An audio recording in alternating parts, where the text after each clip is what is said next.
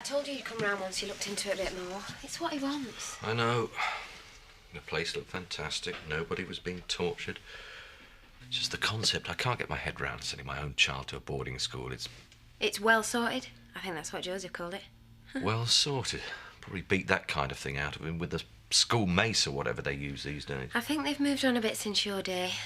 The kids loved it, though, didn't they? Well, they're entitled to for the amount it costs. I mean, why is it kids only get enthusiastic about things that scare their parents to death? Well, because it's programmed in, isn't it? Look, if you're that worried, I'll do him a cake with a saw in it.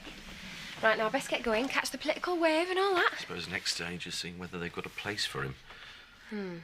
Look, I'll see you. Thank you.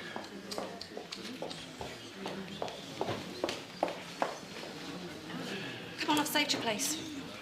So, is he here then? Partridge, eh?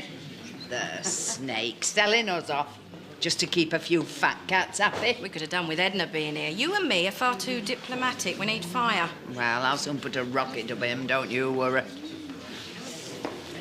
Mr. Mayor. Eric, go and ask your pal how long he intends to keep us all waiting. Because half these people could be sitting in a nice little cafe up the road instead of here. Well, I'm sure Mr. Partridge and his staff have everything in order, Mrs. Hope. And what about you, anyway? Where is your vote going on this landfill business? There are clearly several factors that have to be taken on board. And Eric is currently giving each argument the consideration it deserves, as a good public servant should. And once he has, he'll side with the Tates, because that's where the money is. They're all the same. Well, no smooth talker is gonna ride roughshod over this village. Am I right? We shall not be moved.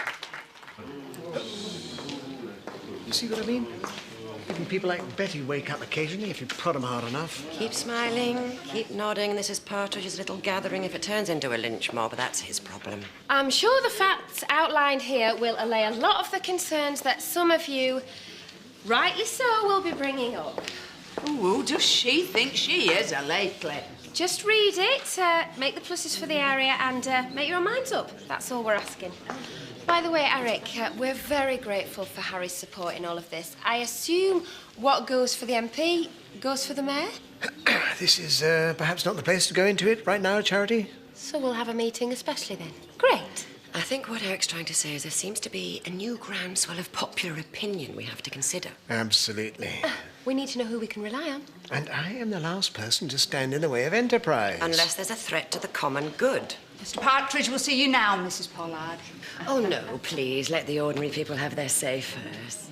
Oh, get her. Well, if she's not going in, I will. Someone's got to put him straight. Sure, it'll work out to everybody's advantage. Which side are you on, anyway? Always test the temperature before diving in, Eric. Well, the head, who seems a very down-to-earth sort of bloke, I must say, reckons that your academic record is highly commendable. I always thought you could do much better. Oh, but get on with it, Chris. You'll have him old enough for university, never mind boarding school. there's a place going. Yes! Well, shouldn't we all decide if it's the right thing to do? Of course it is. His mother would have hated all this. Well, if it's what he's got his heart set on, you've seen how he is. His mother would have put his happiness first, surely. I suppose we could see how it goes. Give him a chance. Hey, he'll be all right. You were.